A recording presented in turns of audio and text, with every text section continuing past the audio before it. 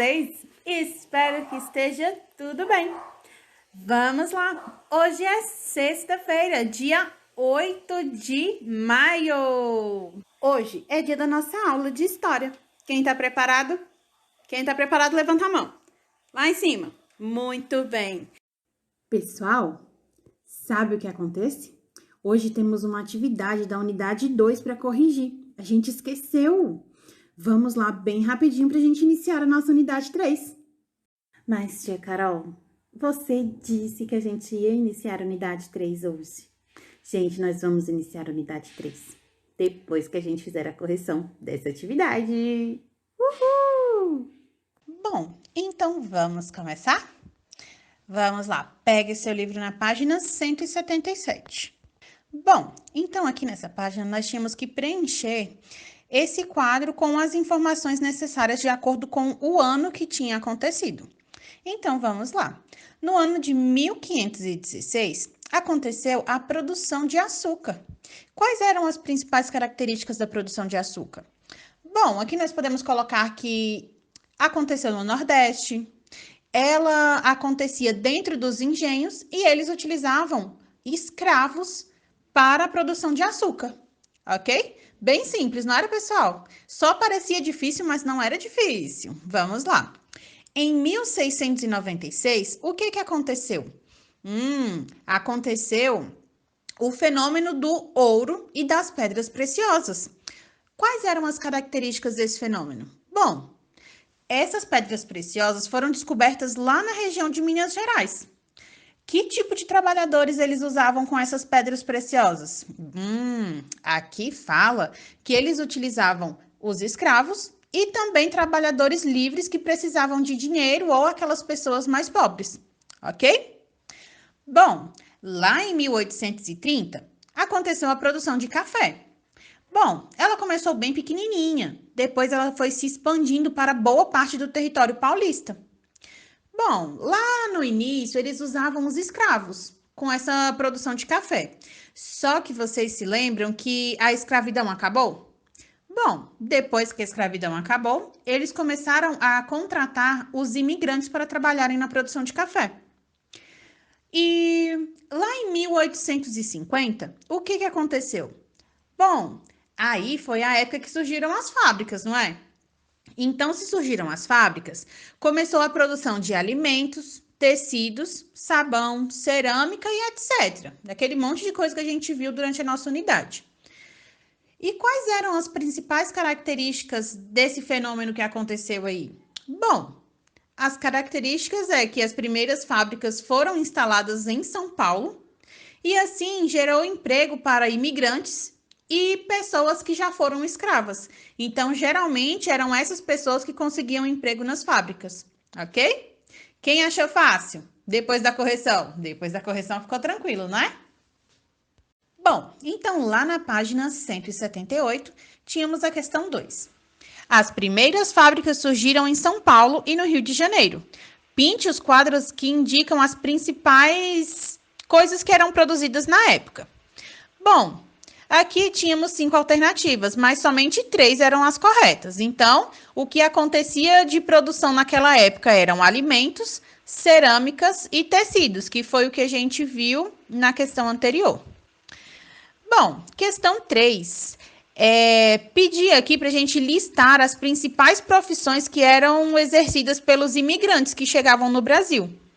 Bom, esses imigrantes conseguiam empregos de operários nas fábricas, de sapateiros, marceneiros, vendedores ambulantes, entre outras profissões, ok? Bom, aqui na página 179, pedia para a gente escrever qual era a função da senzala e da trulha. Bom, a senzala era fácil, porque a senzala era a moradia dos trabalhadores escravizados nas fazendas, ok? E o que significava uma trulha?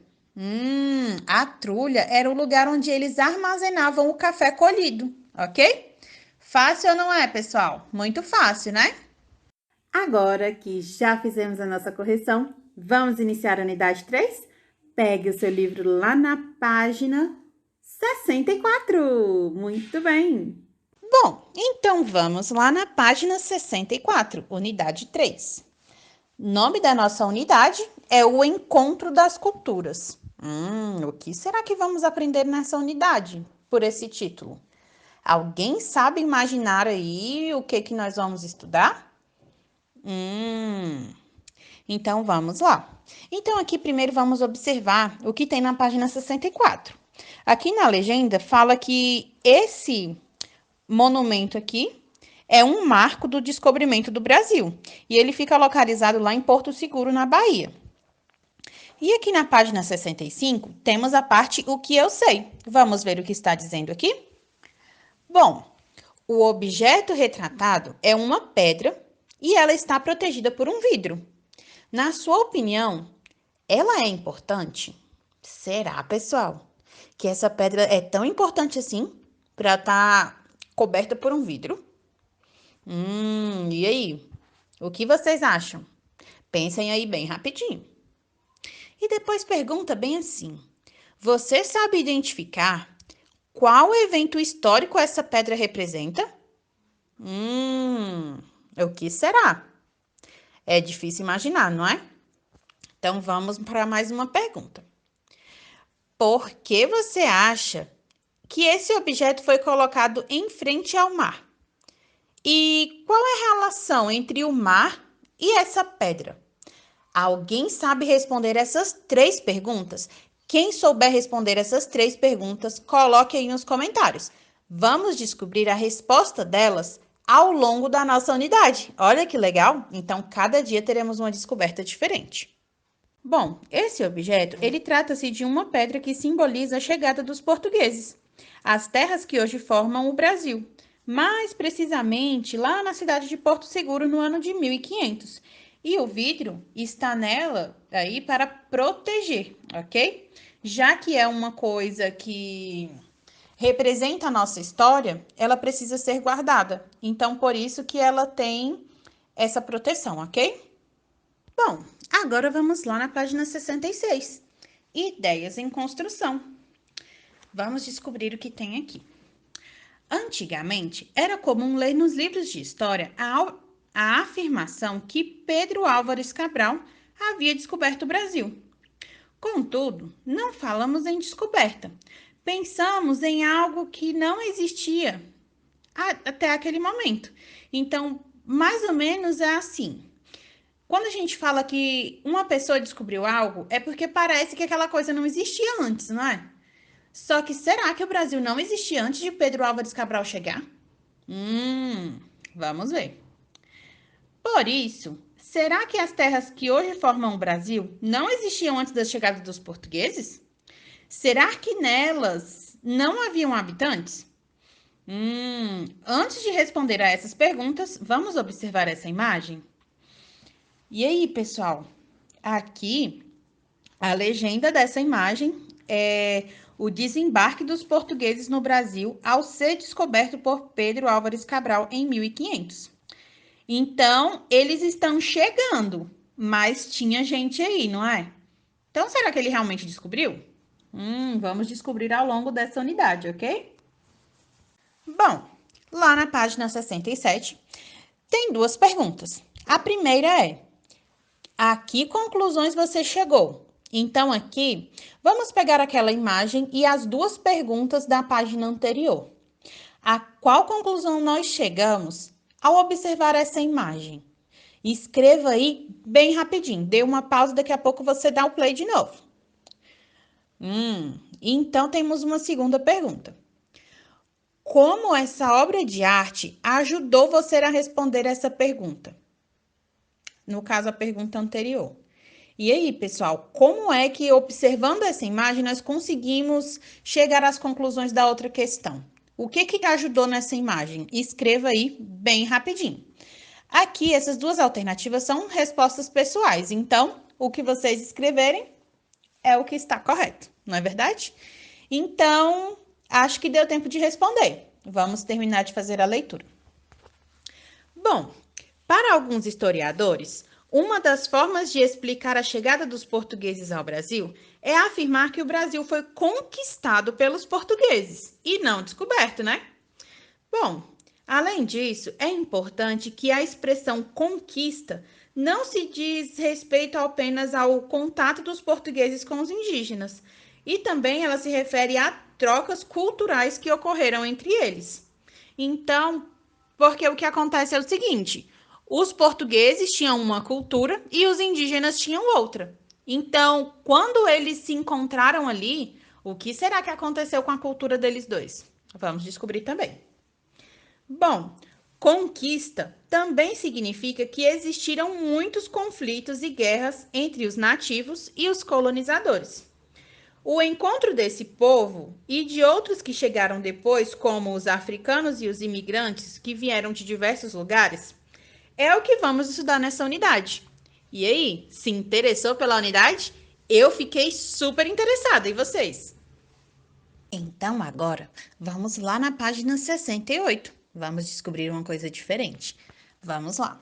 Construindo conhecimentos. O título é interessante. O Brasil há milhares de anos. O que será que tem por aqui?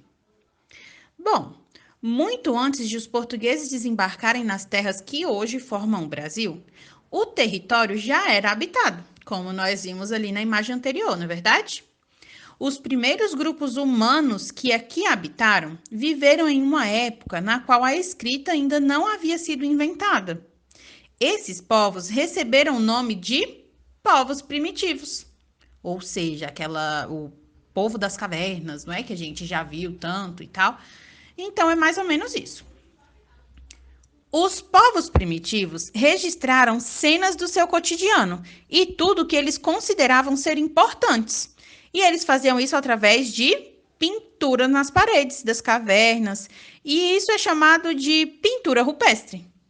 De acordo com os pesquisadores, a pintura rupestre comprova que o Brasil já era povoado milhares de anos antes dos portugueses chegarem.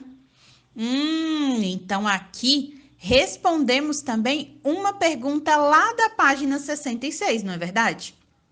Que legal. Vamos observar essa imagem aqui. Na legenda diz que a pintura rupestre foi feita há cerca de 50 mil anos em uma caverna lá na Serra da Capivara, que fica no estado do Piauí. Nessa imagem é possível observarmos figuras de animais. Então, olha aqui, pessoal, eles já desenhavam, já registravam o cotidiano deles bem antes dos portugueses chegarem. Então, significa que os portugueses realmente descobriram o Brasil? Vamos pensar nisso mais um pouquinho, né? Bom, então lá na página 69, vamos continuar a leitura. Os registros rupestres mais antigos foram feitos pelos povos que viviam em pequenos grupos. E eles se movimentavam pelo território brasileiro em busca de alimento, pois eles não conheciam ainda o método da agricultura. E além disso, eles também caçavam pequenos animais para sobreviver, já que eles não conheciam o meio de plantar para comer, ok? Depois de muito tempo, outros povos habitaram o território que hoje chamamos de Brasil, como os povos marajoaras. Eles viveram na ilha de Marajó, lá na região do Amazonas, há cerca de 2.000 anos. Então, isso é muito tempo. Um exemplo da cultura desse povo era o material produzido por eles, como, por exemplo, a cerâmica com desenhos de linhas, formas geométricas e além de baixo e alto relevo. Então, aqui, eles já faziam também louças, não é verdade? Então, aqui mostrava um pouco da cultura deles, mostrava um pouco do desenho que eles faziam e do tipo de arte que eles conseguiam fazer. E os povos marajoaras, eles habitavam na ilha de Marajó, que era uma região amazônica lá pelos anos de 400 e 1350. Bom, então lá na página 69, vamos continuar a leitura. Os registros rupestres mais antigos foram feitos pelos povos que viviam em pequenos grupos. E eles se movimentavam pelo território brasileiro em busca de alimento, pois eles não conheciam ainda o método da agricultura. E além disso, eles também caçavam pequenos animais para sobreviver, já que eles não conheciam o meio de plantar para comer, ok? Depois de muito tempo, outros povos habitaram o território que hoje chamamos de Brasil, como os povos marajoaras. Eles viveram na ilha de Marajó, lá na região do Amazonas, há cerca de 2.000 anos. Então, isso é muito tempo.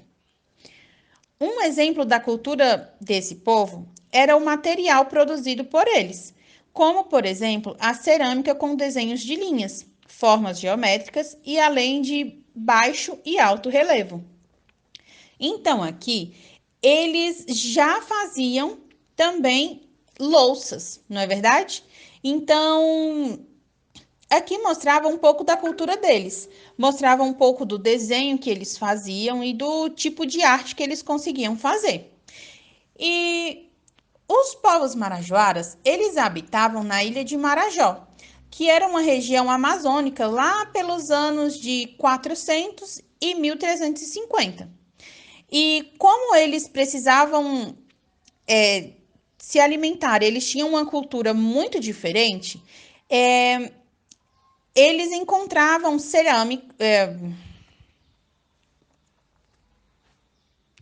Bom, devido à complexidade da cultura deles e também da forma com que eles faziam as suas artes. Então vamos aos nossos beijinhos do dia! Muito bem!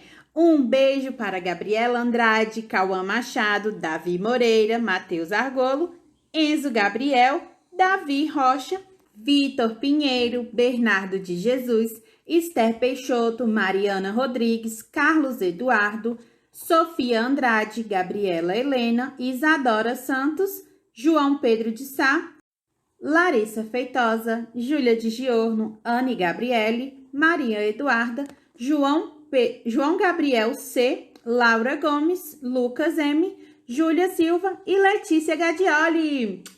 Nosso dia se encerra por aqui. Espero que vocês tenham gostado. Um beijo. Bom fim de semana. Amanhã é sábado. Beijão, pessoal. Aproveitem o fim de semana.